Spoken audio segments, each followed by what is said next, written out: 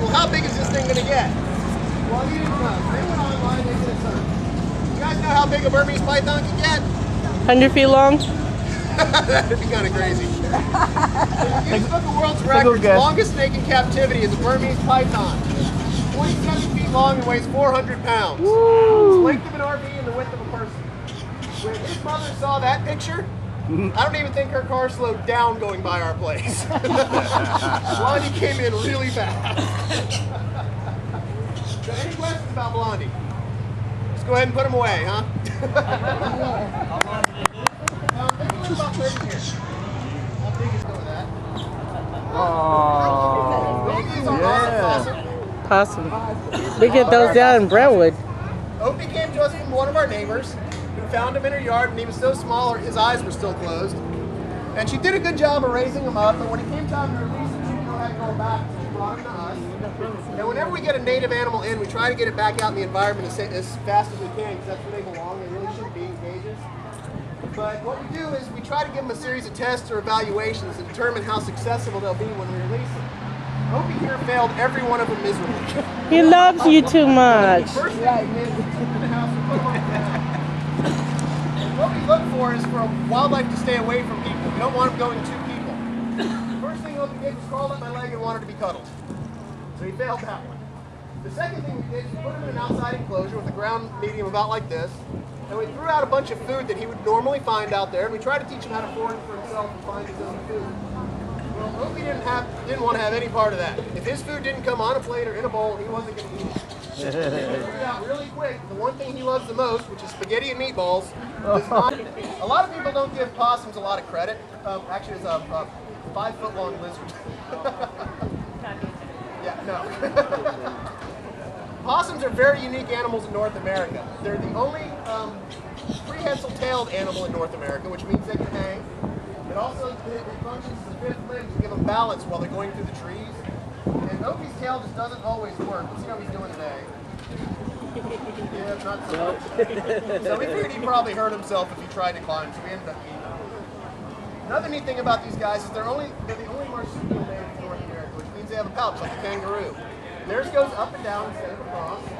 And when they have babies, they can have up to a dozen babies. And all of those babies will fit in a teaspoon at once. Kind of gave him the nudge off of mom, and she was real hot.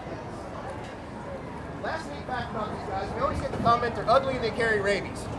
Well, they're probably not the cutest animal out there, although I do think Opie's pretty cute. They actually can't carry the rabies virus. Their body temperature is too low to harbor the virus. So if you get bit by them, you don't have to worry about rabies. What you do have to worry about is the reason there's so many of them out there.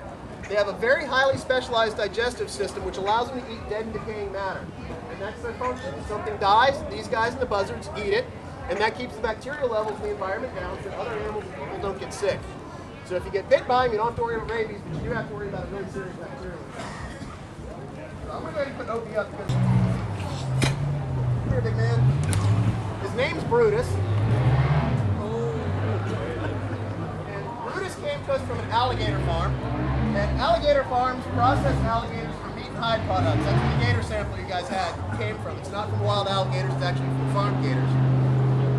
Brutus is what we call a runt. It means that sometime in the incubation process something went wrong, and he's never going to get to be a full-grown alligator.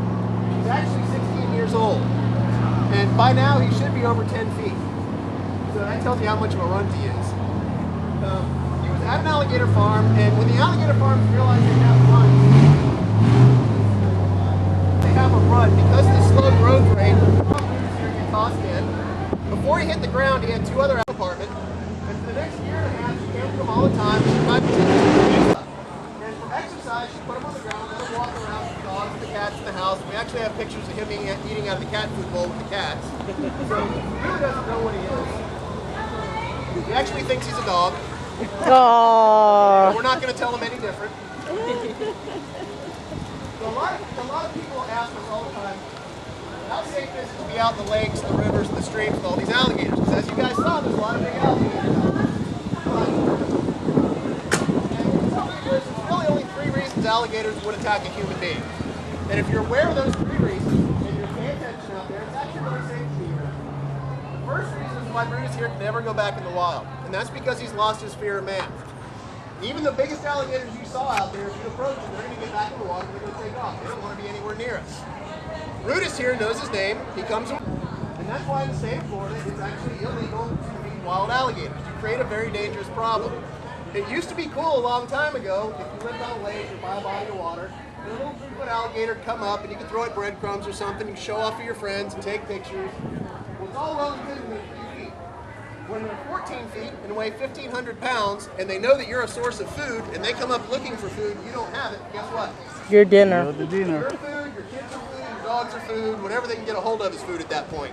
So that's why it's illegal out there. The next reason is actually we're coming into it right now. It's called bull gator season.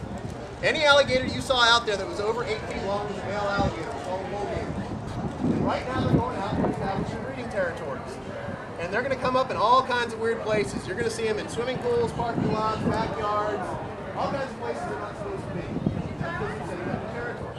If you wander into a bull's territory, being a reptile, being cold-blooded, they don't have a lot of energy. The energy they do have, they don't want to spend chasing you off. So they're going to give you a warning. The first thing they do is inhale a big breath of air, and they exhale it through a very flexible throat, and it makes a sound that we call a bellow. It sounds like a combination of a giant bullfrog and someone blowing a tuba over and over again. At the same time, whether they're in the water or on land, they're going to bob themselves up and down. So now they've given you an auditory cue and a visual cue that they're there, and they're telling you as long as you go out the way you came in, you're going to be fine. And as long as you go out the way you came in, you're going to be fine. But if you try to approach them and take a picture or get anywhere near them, they're going to decide to defend their territory and they're going to go after you to do it. And in fact, the last 3 years, the last few attacks I can remember, and attacks on humans are extremely rare. You've got a better chance of winning a lottery in Florida than getting attacked by an alligator. There were 3 common denominators. First one was alcohol. Second one was late at night. Third one was they all happened in bodies of water that were marked danger alligators. Well, sorry folks, if you're drunk at 2 o'clock in the morning and you go swimming in a lake marked danger alligators, that is not the alligator's fault. That is called natural selection. The next reason is the females. Right after that, the females will go up, they'll dig a mound, or dig a hole, they'll deposit 40 to 60 eggs, and they'll cover them over. The reason they lay so many eggs, out of 40 to 60 eggs, only about 4 of them become adult alligators.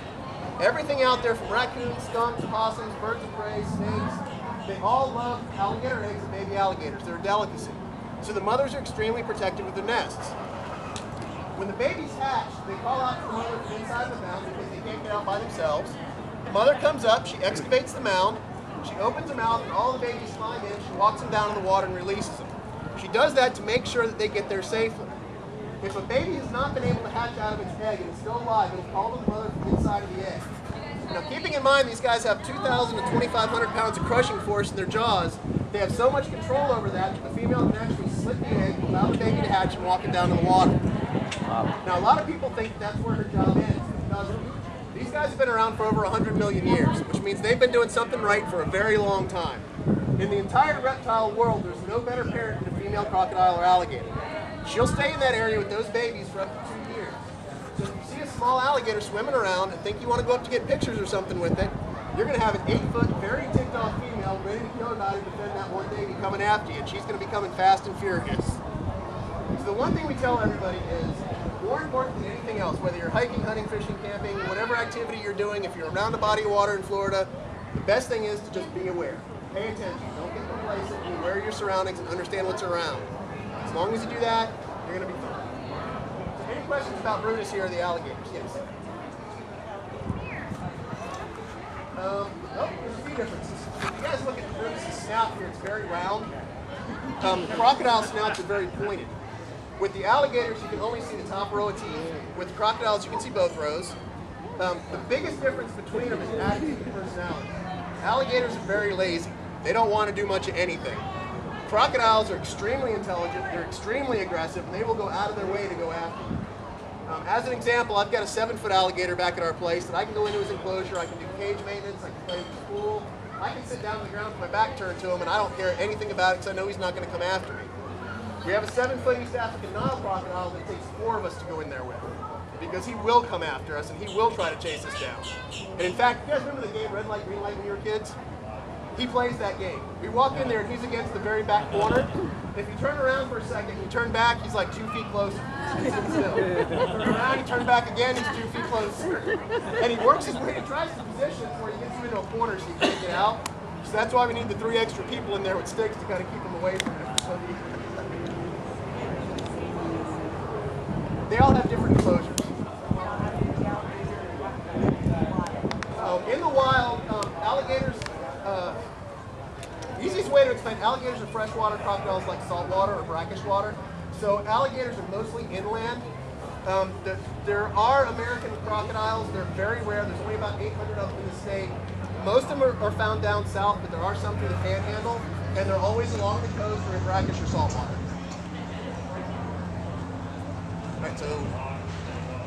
All right, so any other questions?